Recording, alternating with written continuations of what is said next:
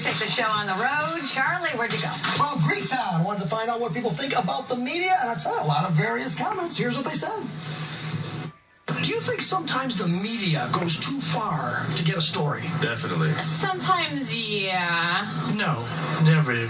Somewhat, they kind of cross a borderline of, privacy and, to get the facts. Well, suppose someone had a tragedy and the media had to go up and knock on the door and ask that person how they felt about a tragic situation. Is that going too far? Yeah. It's okay to dig deep, but people had boundaries, Should the media go out and get a comment from the victims?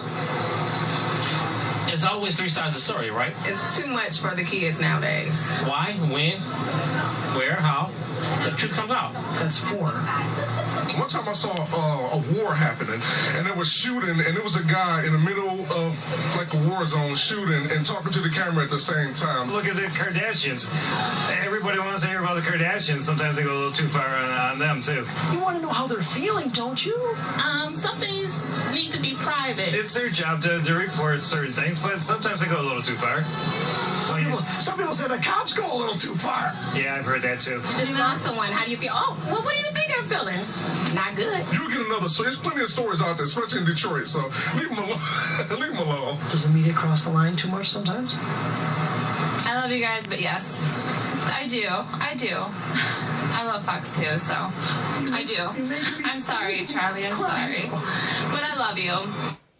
Well, I don't know what was going on there, but what was that? certainly not all reporters, though, are created equally.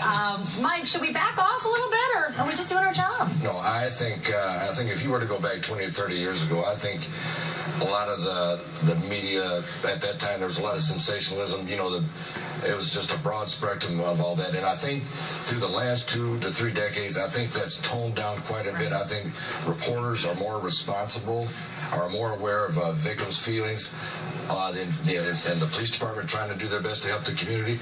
I think they're one of the best things that the community has going. And as you have More people... and I don't want to, I'm sorry to interrupt, Mike, but I want to get another final thought in. The business changed. Well, it's changed a lot. With live capabilities, more and more and more. The news is happening right now. But one thing hasn't changed.